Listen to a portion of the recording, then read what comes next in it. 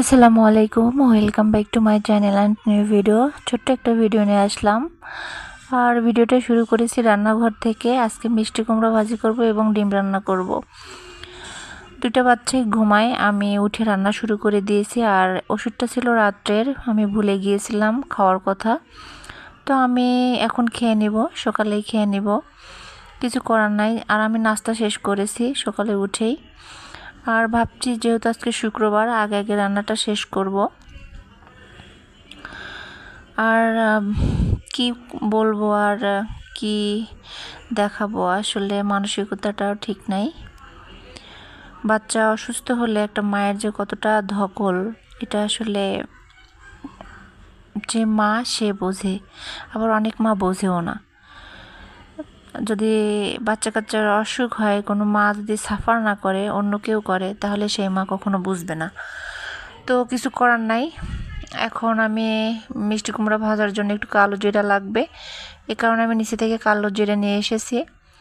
আর এই বক্সটা আমার অনেক আগেকার, এর ভিতরে কালো জিরাই ছিল। তো একটু কেমন যেন ঘোলা ঘোলা হয়ে আছে। আমি উপর দিয়ে অনেক পরিষ্কার করেছি, বাট ভিতরটা পরিষ্কার করতে পারি নাই।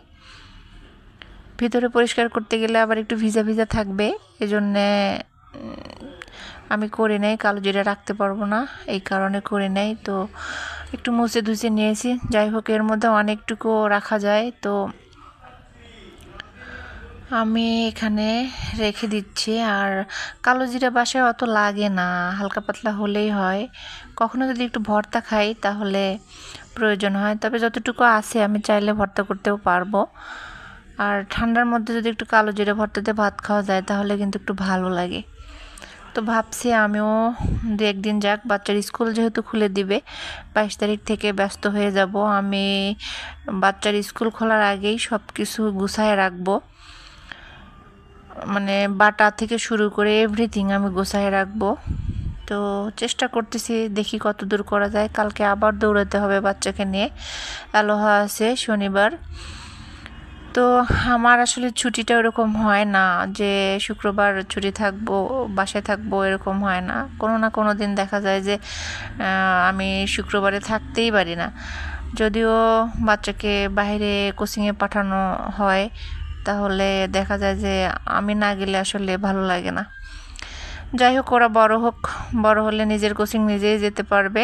যতদিন না যেতে পারে এতদিন আমিই করাই, কিছু করার নাই। তো আমি এই যে নিচে একটু পড়ছিল, এগুলা খুঁটে খুঁটে উঠাচ্ছি। বড়টা এখনো ঘুম থেকে উঠে নাই, নবাব সিরাজউদ্দৌলার বংশধর। স্কুল ছুটি থাকলে এরকমই হয়, বাচ্চাদের পড়াশোনা কিছুই হয় না। তারপরে যতটুকু মায়ের পিঠে করাই, আসলে এগুলো জোর করে করাই। তো বড় সাহেব উঠে গিয়েছে, ওকে নাস্তা দিলাম। সকালে উঠে আমি পায়েসটা রান্না করেছি, আর পায়েসটা রান্না একটু আমি টাইট করে করেছি।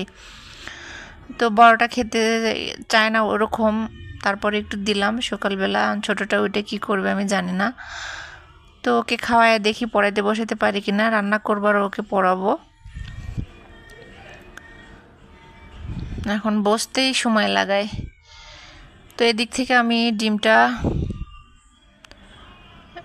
দিয়ে দিয়েছি, এটা একটু হালকা তেলে ভাজি করে নিব। আমি আলু দিয়ে ডিম ঝোল করবো আর মিষ্টি কুমড়া রান্না করব। আমার ছোট ছেলে তো ডিম রান্নাটা খুবই পছন্দ করে, আমার হাতের। বড়টাও পছন্দ করে। আর এই মিষ্টি কুমড়াটা এত মিষ্টি ছিল, এত মিষ্টি ছিল বলার বাইরে। আমি আগরা থেকে কিনে নিয়ে এসেছিলাম ফালি করা।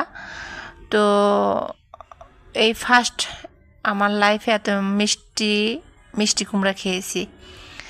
যাই হোক, সবাই ভালো থাকবেন, সুস্থ থাকবেন। আল্লাহ হাফেজ। সবাই সবার জন্য দোয়া করব আমরা।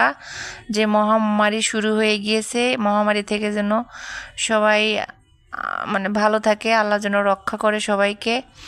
ডেঙ্গু, করোনা সব একসাথে লাগছে। তো সবাই ভালো থাকবেন। আল্লাহ হাফেজ।